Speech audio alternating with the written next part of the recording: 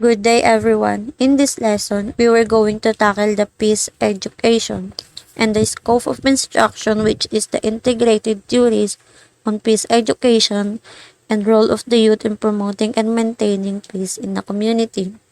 To further understand what is peace through education and your role in promoting and especially in maintaining peace in the community.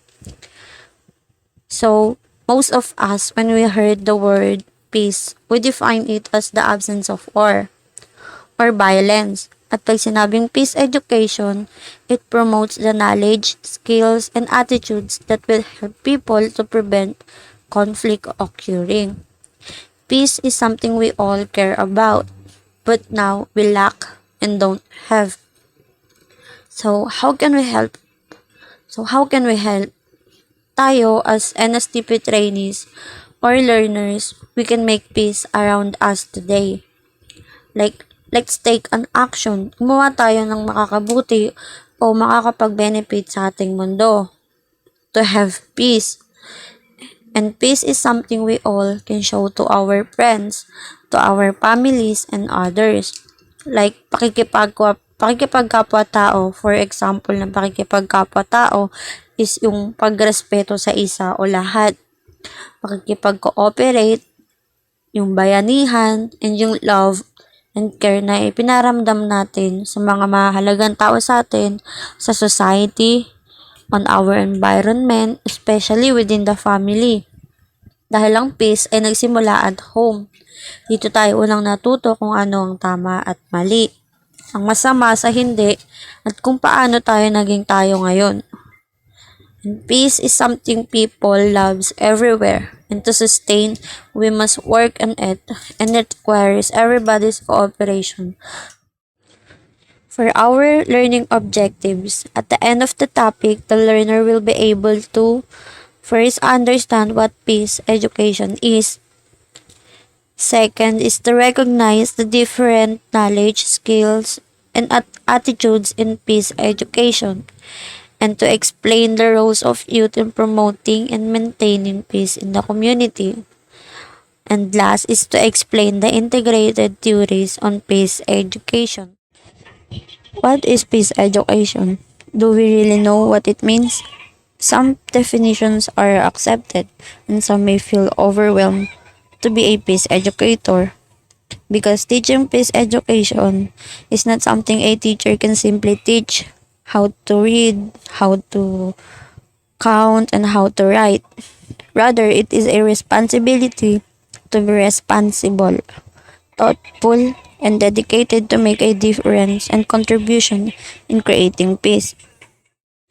What is peace? How can we educate people about peace? Since ancient times and the colonization of the Philippines, war has been actively present na naglalabas ng mga negatibong epekto hindi lamang sa physical at emotional na aspekto ng isang tao, kundi pati rin sa mental aspects, which generally accept the greatest damage of all aspects I stated.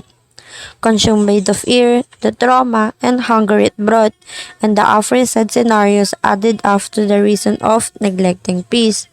And peace means the presence of harmony, understanding, tranquility, social justice, respect, and tolerance, meaning the enhancements of life and the general well-being of the individual. As you can see po, the picture shows that peace is not only for yourself, but for us, for everyone, and for the universe itself. The next picture, it shows that we don't need to use guns and bombs or kahit anong kagamitan na makakadulot ng kapahamakan o magwakas sa buhay ng mga tao just to bring peace. Only love, compassion, and respect you could bring peace. Like works of love is a works of peace, a quote according to Mother Teresa. Also, peace is part of the different way life of many cultures.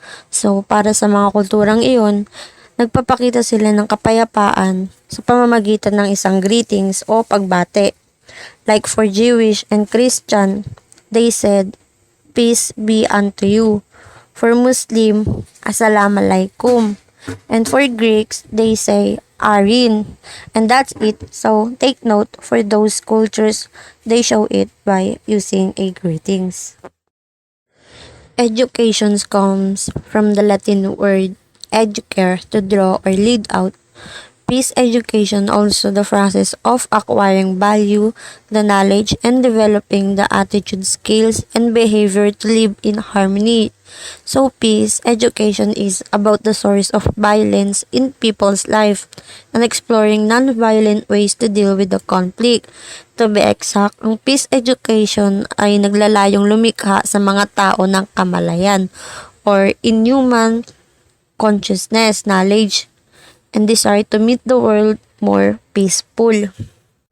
Also, Ian Harris and Jan Einot have described peace education as a series of teaching encounters that draw from people to their desire for peace, nonviolent alternatives for managing conflict, and skills for critical analysis of structural arrangements that produce and legitimize injustice and inequality.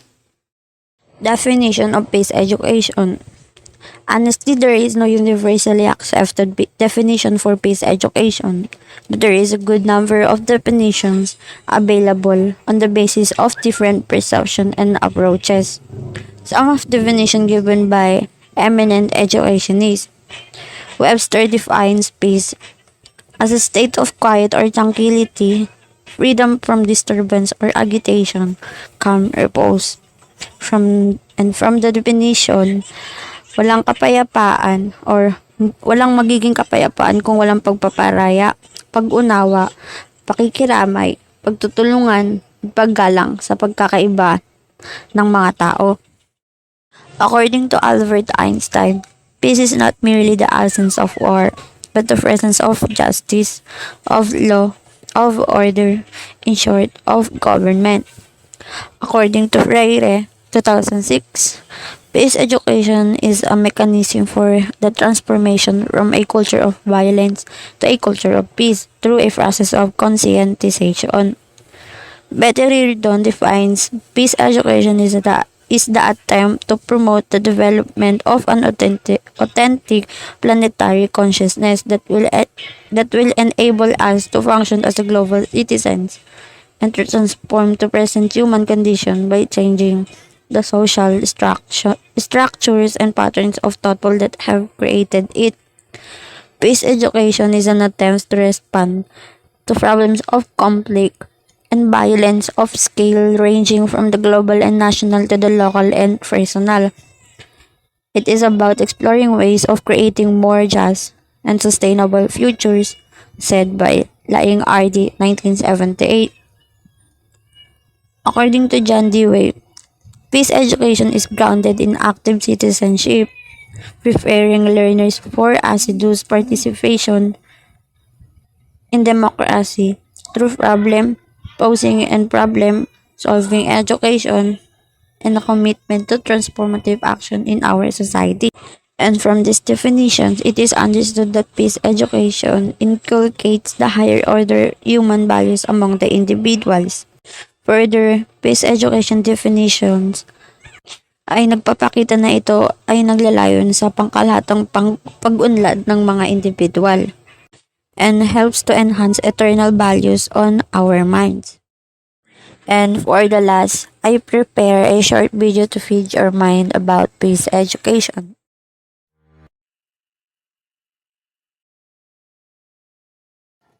Hi guys, my name is Rachell Enpictana and my topic is all about peace education's schema of knowledge content areas. Peace educational activities promote the knowledge, skills, and attitudes that will help people either to prevent the occurrence of conflict, resolve conflict peacefully, or create social conditions conducive to peace. First, holistic concept of peace. A holistic understanding of peace. Peace is both the absence of personal direct violence and the presence of social justice. The meaning of peace can be captured by the idea of a negative peace and the idea of the positive peace. And the second is conflict and violence. Conflict and violence when conflict are not reduced or settled through negotiations or other constitutional means, it gives rise to violence. Violence is taken a shortcut method for resolution of conflicts. Sufficence of deprivation or injustice finds way through violence, and in extreme cases it leads to terrorism. Third, some peaceful alternatives. Some peaceful alternatives is essentially the creation of people through positive action and interactions. An example of positive peace will be aiming to create a more inclusive and supportive workplace through education and value, the structuring which in turn results in a more peaceful workplace. Disarmament generally refers to a country, military, or a specific type of weaponry. And violence is the person practice of not causing harm to oneself and others under every condition. Human rights are the basic rights and freedom that belong to every person in the world from birth until death. Solidarity is a undefined option, feelings, purpose, or interest among a group of people. Development justice is a transformative framework for development that aims to reduce inequalities of wealth, power, and resources between countries, between rich and poor, and between men and women. Democratization is the transition to a more democratic politic regime, including substantive political change moving in a democratic direction. Sustainable development is development that means the needs of the present without compromising the ability of future generations to meet their own needs. And lastly, conflict resolution means solving the problem that lead to the conflict, and transformation means changing the relationship between the parties to the conflict. And my second topic is all about peace education schema of skill. First, reflection. Reflection, the throwing back by a body or surface of light, heat, or sound without observing. Second, critical thinking, the objective analysis and evaluation of an issue in order to form a judgment. Third is decision making. It's the process of making choices by identifying a decision, gathering information, and assessing alternative resolution. And imagination, the faculty or action of forming new ideas or image or concept of external object not present to the senses. And next is communication, the imparting or exchanging of information of news. And next is conflict resolution, is a way for two or more parties to find a peaceful solution to disagreement among them. And second to the last is empty, the ability to understand and share the feeling of another. And lastly is group building. Group building is a collective term for various types of activities used to enhance social relations and define roles within teams, often involving collaboration tasks. That's all, thank you. I'm Lovely Espino, and ang didiscuss ko naman po ay ang attitudes or values. Respect for others is important because it helps us to feel safe and to express ourselves. Example po ng respect for others is gumawa tayo ng desisyon based on what's right, not who you like. And pangalawa, gender equality.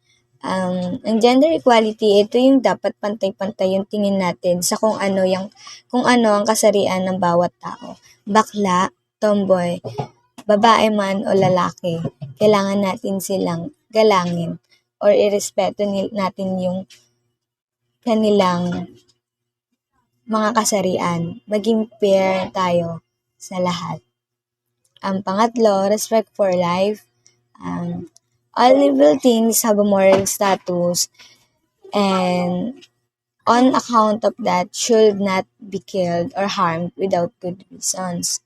Lahat ng nabubuhay na tao ay may magagandang mga nagawa, at hindi natin sila pwedeng saktan agad nang wala tayong magandang dahilan. Example ng respect for life is listen. Listening to what another person has to say is the basic way to respect them. Second, be thankful sa kung anong mga natatanggap o dumadating sa ating blessings, maliit man o malaki. Compassions, magkaroon tayo ng sympathy or simpatsya at gusto nating tumulong sa ibang tao na nakikita nating nahihirapan. Kumbaga, magkasama kayong nagtutulungan sa hirap. Example ng compassion is may matanda kang nakita na nahihirapan sa kanyang dala-dala. Siyempre dahil ikaw tong mas malakas sa kanya ng pangangatawan, tutulungan mo siya at mas pipiliin mo na lang na ikaw yung mahirapan. And global concerns is wants to help make the world better place. Meron tayong concern sa ating community at para makatulong, sumasali tayo sa mga programs para maitayo or para makatulong pa sa mga mahihirap. Ecological concerns is concern tayo sa kung ano nangyayari sa ating environment. Example, volunteer for cleanups in your community. Tumulong tayo sa paglilinis ng ating barangay upang maiwasan natin ang pagsira ng ating environment. Yun yung ecological concerns. Cooperations, people working together to achieve results or people helping each other out to achieve a common goal. Ito yung nagtutulungan kayong dalawa upang yung magandang resulta ng inyong ginagawa or ng iyong layunin ay ma-achieve ninyo. Example nito is kapag pinakitaan ka ng mabuting loob, suklian mo rin ng mabuting loob. Openness and tolerance is being respectful and accepting of others' approaches in business, even if they go against what you think or feel. Pagiging open-minded sa lahat ng mga nangyayari sa buhay mo. Justice. Ito yung pagiging fairness sa lahat ng tao. Ito yung pagiging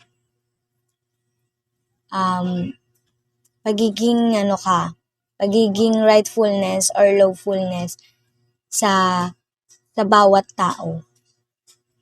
And self-respect. Ito yung self-respect is holding yourself in esteem and believing that you are good and worthy of being treated well. Example ng self-respect is when you know you deserve to be treated right, you do not tolerate others lying to you or treating you unfairly. Ito yung may tiwala ka sa sarili mo na good ka and enough ka or worthy ka sa pag worthy ka of being treated well. Ang social responsibility naman is ito yung tumutulong ka sa community mo. Nagbo-volunteer ka, like giving blood donations and working at a food bank or animal shelter.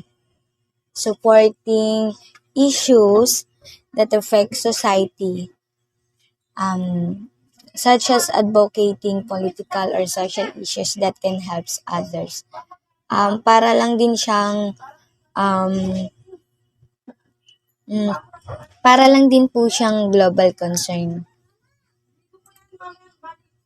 Positive visions, ito yung puro positive lang yung mga nasa isip mo, and ito lang yung lagi mong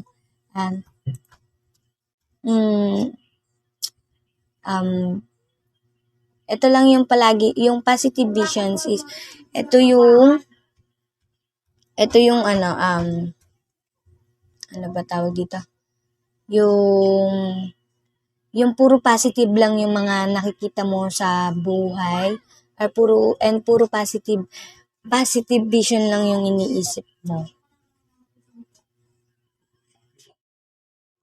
4 core values and 16 specific values is una, maka-Diyos. Mga nakapaloob dito is faith in the Almighty God, respect for life, work, order, concern for the family and future generations. Napaliwanag ko naman po na siya sa una kong diniscuss. Parang pare-pareho lang naman po sila. Papaliwanag ko na lang po kung ano ang maka-Diyos. Ang maka-Diyos is kailangan natin na meron tayong tiwala sa Diyos. Kailangan natin respetuhin lahat ng mga utos niya. Kailangan din po natin na pagsilbihan or kailangan natin magsilbi sa Kanya, dahil wala po tayong talo kapag ang puso po natin at ang buong loob po natin ay nasa Diyos. Pangalawa, makatao. Mga nakapaloob naman po sa mga tao is love, freedom, truth, justice, and peace. Pagiging mapagmahal natin sa bawat tao. At pagiging malaya natin at pagiging totoo, pagiging tahimik natin sa pagiging tahimik or pagmamahal natin sa bawat tao. Pagbibigay natin ng pagmamahal, pagbibigay natin ng katahimikan. Pangatlo, makakalikasan, concern for the environment. Ito nga yung napaliwanag ko kanina. Gaya lang din po siya ng global concern or ecological concern. Ito yung tumutulong tayo or may concern tayo sa ating environment or kalikasan.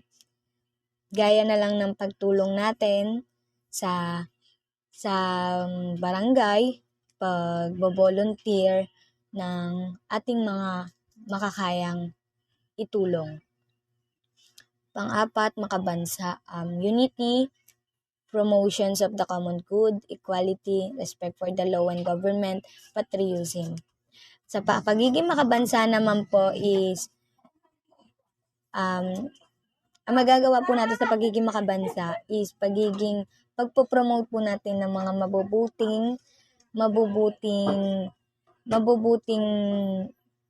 mabubuting asal at pagiging equality sa lahat po ng mga ating nasasakupan.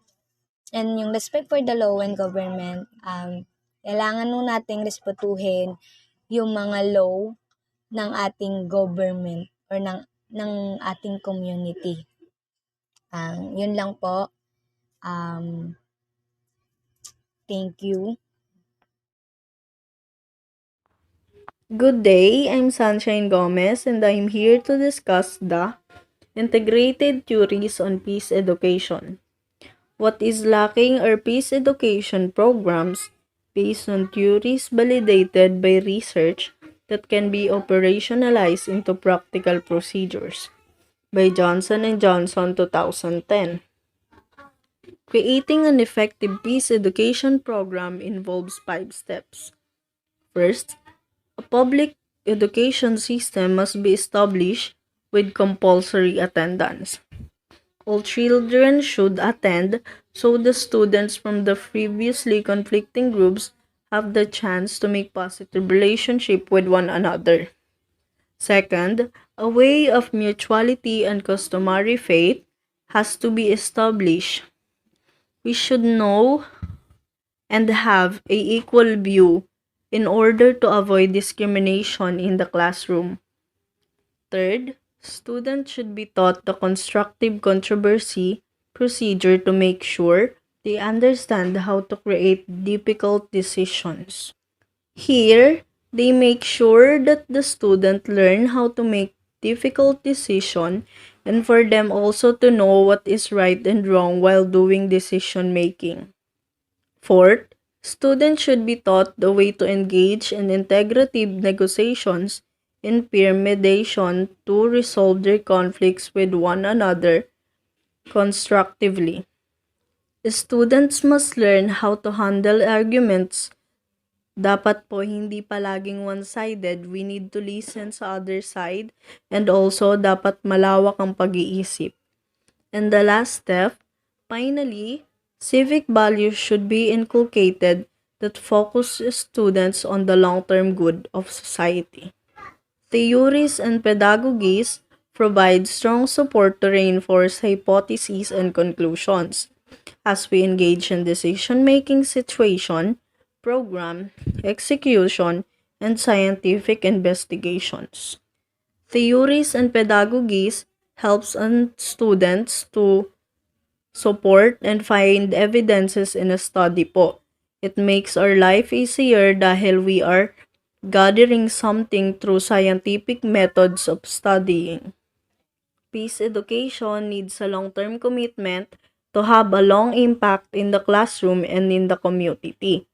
It means na long-term yung process ng pagkakaroon ng peace education while the process is continuing, magiging malaki yung impact sa isang community or classroom.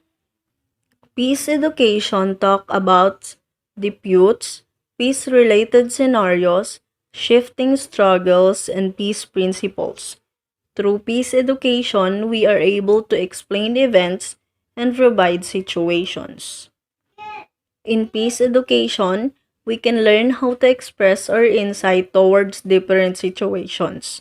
We can also learn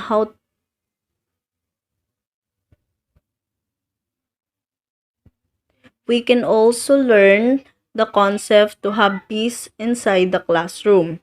In addition, peace education talks about the process of acquiring values, knowledge, attitudes, skills, and behaviors to live in harmony with oneself and to others.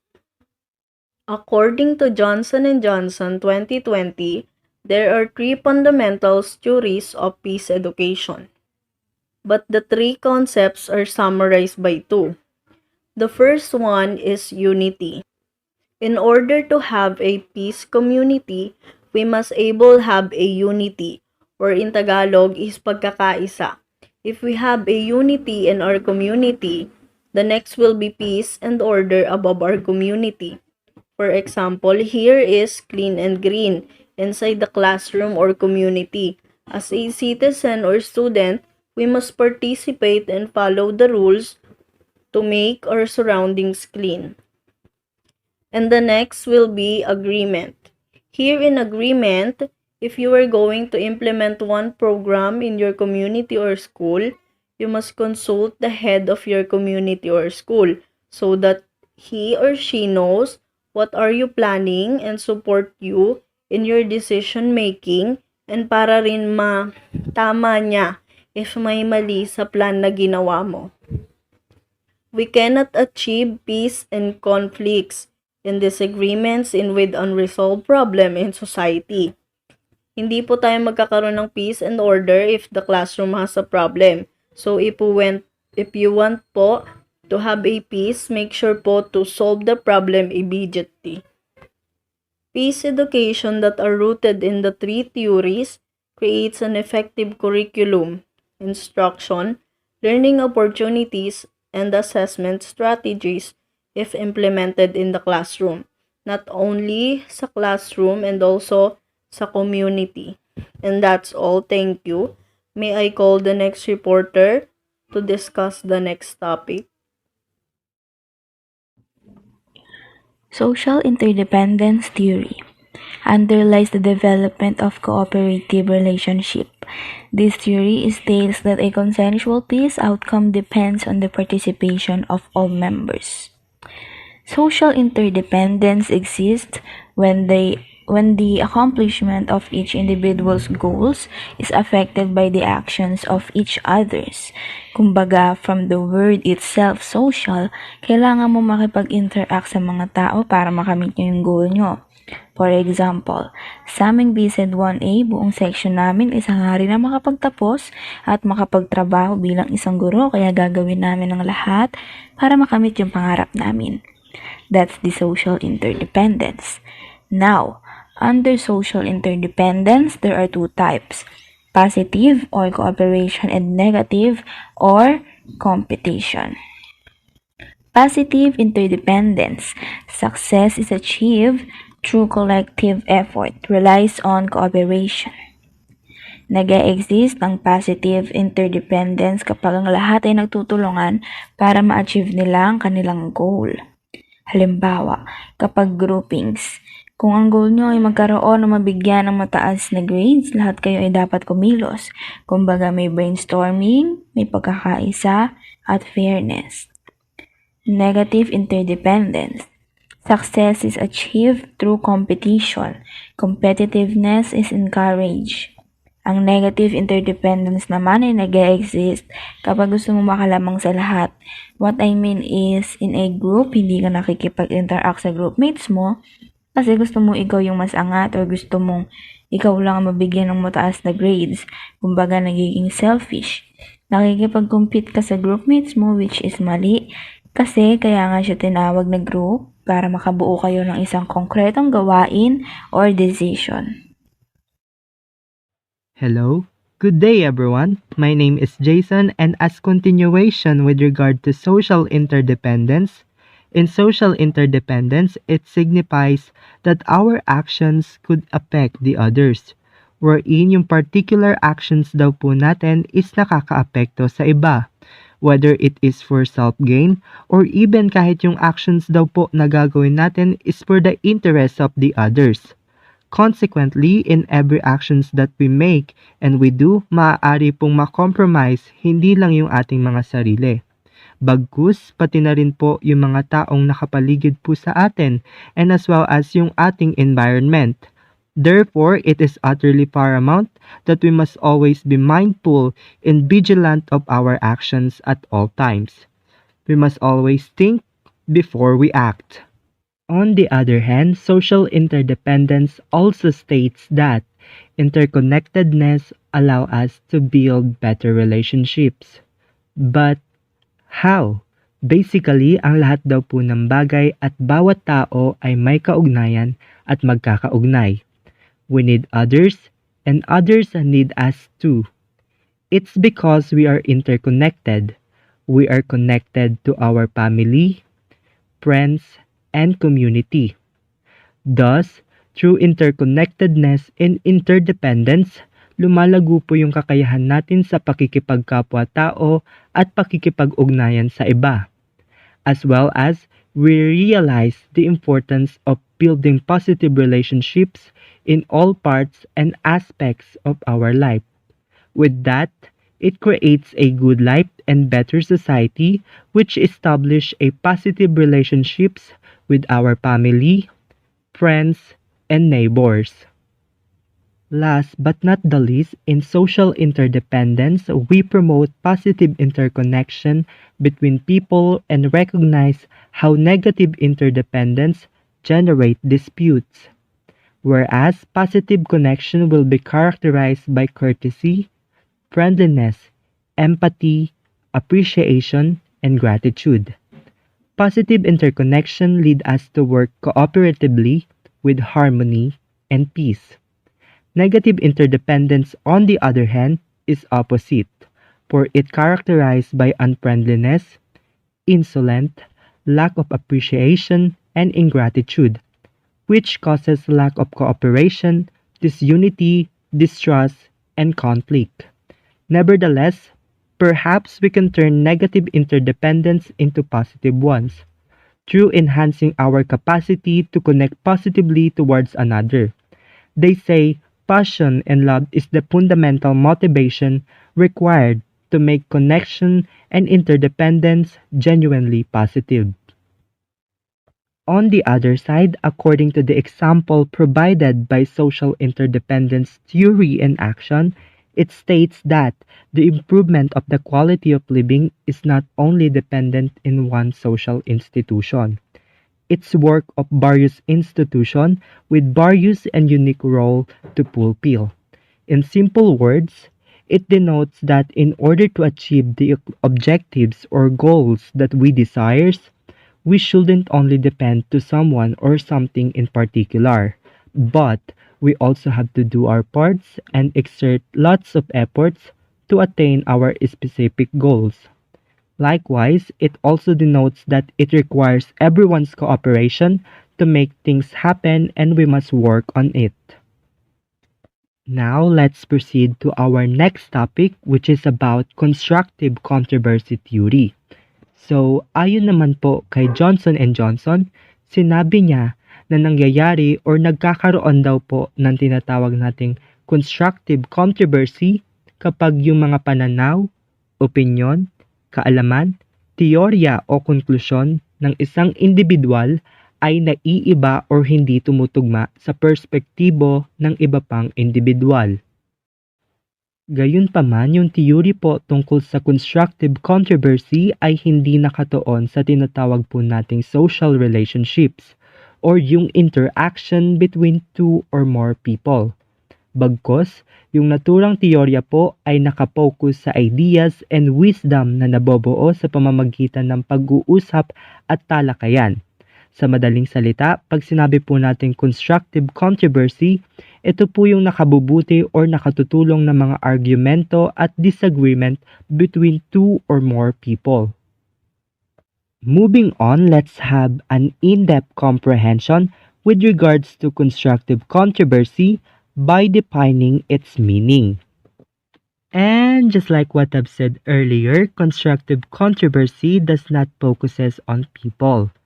In contrary, it only focuses on the ideas, perceptions, criticism, and viewpoints that we may acquire from the discussion and disagreement between two or more people. Thus, we must take note of that. Furthermore, in constructive controversy, it entails deliberative talks targeted at creative problem solving. Basically, maihahambing po natin yung constructive controversy sa mga sumusunod na alituntunin at aspeto. Una is yung tinatawag po nating debate or debate. Ito po'y isang istrukturang pagtatalo na kung saan ang dalawang panig o pangkat ay naglalahad ng magkasalungat na idea o pangangatwiran ukol sa particular na paksa. Isinasagawa ang debate upang maipakita at maipahayag ang iba't ibang posisyon at argumento ukol sa isang paksa upang maabot ang konklusyon. Pangalawa ay yung concurrence seeking. Sa madaling salita, yung concurrence seeking po is iniiwasan dito yung hindi pagkakaunawaan at pagdedebate. From the word itself, concurrence or kasunduan sa Tagalog, nilalayo nito na maiwasan ang pagtatalo. Layunin din nito na magkaisa ang particular na grupo upang sila'y magkaroon ng mapayapat, maayos na diskusyon. The third one is the various individualistic process, wherein it characterized by individualism, which is the habit or principle of being independent and self-reliant. In various individualistic process, independence is highly valued. Furthermore, the example of individualistic process is that when you do not depend on anyone else for your needs, and you are able to generate decisions and solve problems efficiently by your own, of course, without depending on the others. Finally, according to the example presented by constructive controversy theory in action, social media has become a platform for us in order to voice out our views and opinions when it comes to social, political, economic, and cultural issues. Nowadays, it takes only one click to share and post our opinions, sentiments, and rants on various social media outlets and platforms. And there are instances whereby some people argue on social media about their differing viewpoints and beliefs, usually about political, cultural, and social issues. As a result, we must always be aware, vigilant, and also accountable on whatever content that we post and shared on varied social media platforms. As a social media user, we must utilize our account in appropriate and meaningful manner in order to avoid online conflicts. And lastly, we must always remember the golden rule to think before you click. That will be all. Thanks for taking the time to listen. Now I'd like to introduce the next reporter. Integrative negotiations theory focuses on resolving conflicts to maximize joint gain. Getting what you deserve is different from getting what you negotiate. Integrative negotiations are also known as win-to-win negotiations. The improvement of one's position does not come at the expense of the counterparty's improvement of her position, allowing both parties to win.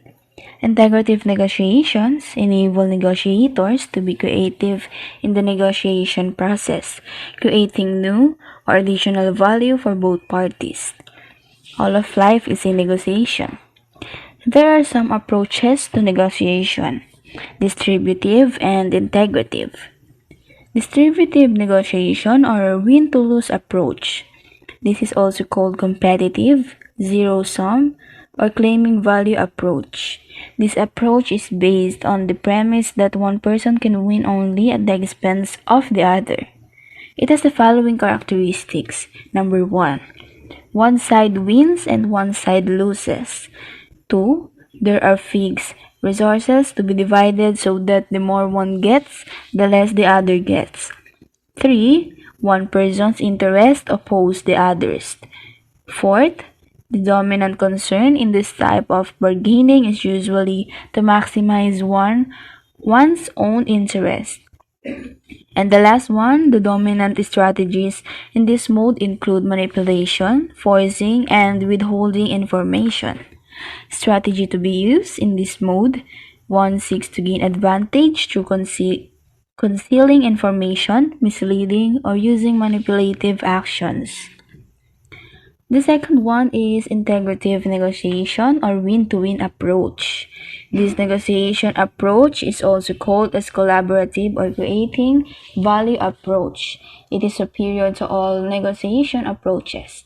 It results in both the parties feeling that they are achieving what they wanted. It results in satisfaction to both the parties. It has the following characteristics. First, there are a sufficient amount of resources to be divided and both sides can win. Second, the dominant concern here is to maximize joint outcomes. Third, the dominant strategies include cooperation, sharing information, and mutual problem solving. This type is also called creating value, since the goal here is to have both sides leave the negotiating feeling they had greater value than before. One example for this theory is, you want to succeed, I also want to succeed, but we have different interests. Gusto natin maging successful sa buhay, pero ang interest ko ay makatulong, while you is to have a successful business. Peace education is important for people of all ages, but this particularly necessary to be taught to children, to students who are still building and finding their own identity in the society, and the values that will help them to solve the conflicts they might face along their way.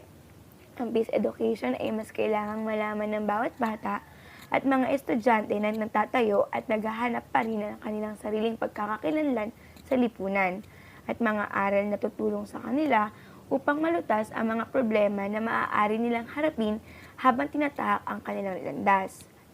Next is peace education is skill building.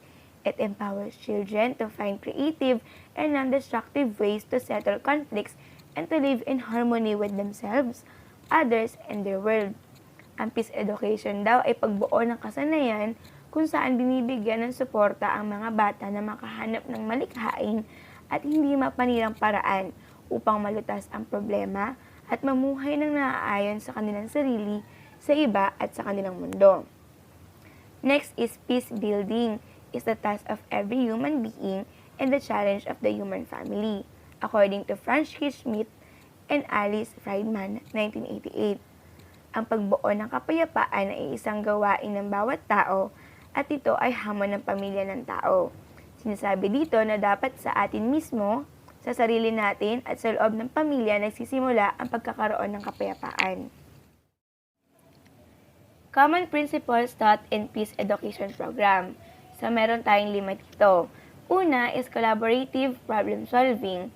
Dito naman ay parehas o lahat kayo ay magbibigay ng mga ideya sa paggawa ng solusyon sa isang problema na maaaring kaharapin. Number 2, critical thinking. Ito naman ay nakakaisip ng magandang ideya at solusyon sa problema. Number 3, conflict prevention and resolution. Ito ay nakafocus sa pagdevelop ng critical skills at abilities para sa isang tao na makatutulong na harapin at solusyonan ang mga problema. Number 4, consensus building. Ang consensus building ay isang talakayan kung saan ang mga opinyon ng lahat ay naririnig at naiintindihan, at isang solusyon ang ginawa na nirerespeto ang mga opinyong iyon. Ang consensus building o ang consensus ay hindi sinasang-ayunan ng lahat at hindi rin ito ang kagustuhan ng nakararami. Ang consensus ay nagreresulta sa pinakamahusay na solusyon na maaaring makamit o makuha ng grupo sa panahong iyon. At number 5, bias reduction. Ang bias ay pagkakaroon ng gusto sa isang particular na bagay kaysa sa ibang bagay. Kapag ang bias reduction ay ginawa, maiiwasan yung pagiging bias or one-sided dahil sa pantay na pagtingin sa lahat. Good afternoon.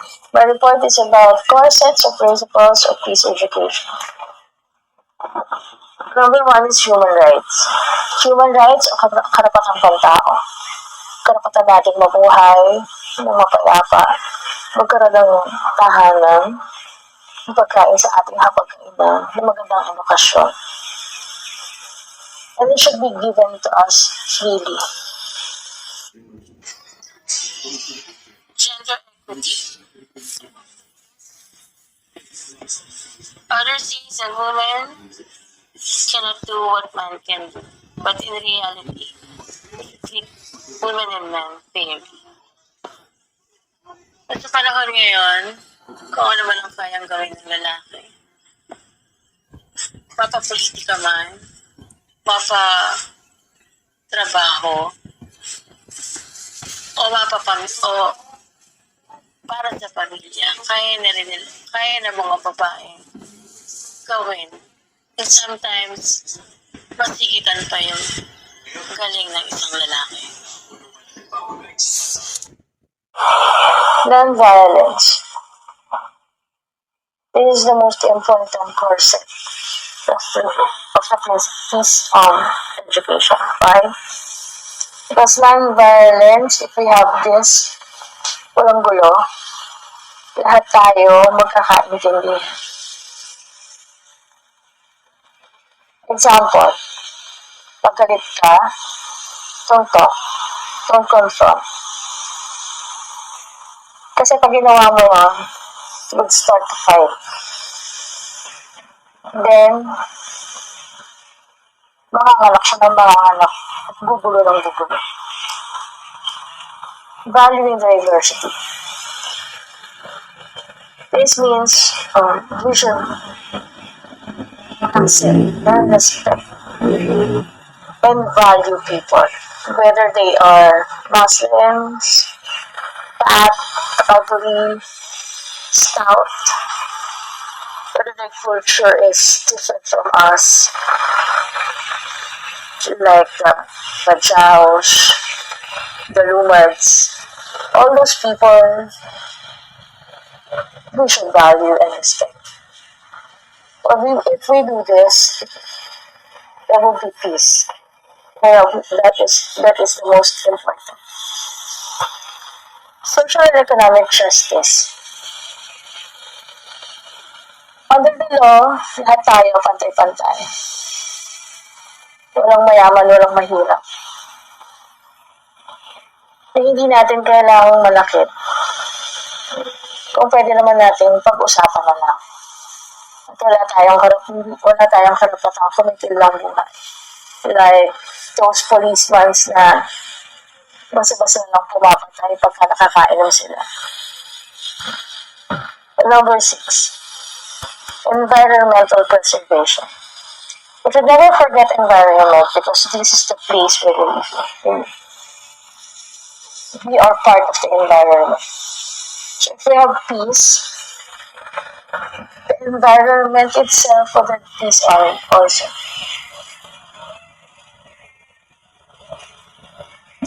Global village. Global village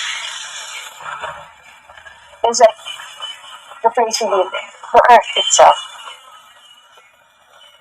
Mother Nature needs peace. And by doing that, by having peace, we should take care of the nature. Instead of cutting trees, plant trees, clean the surroundings, huwag magsika, kasi it would bring pollution. And if we do that, our world will be not at peace.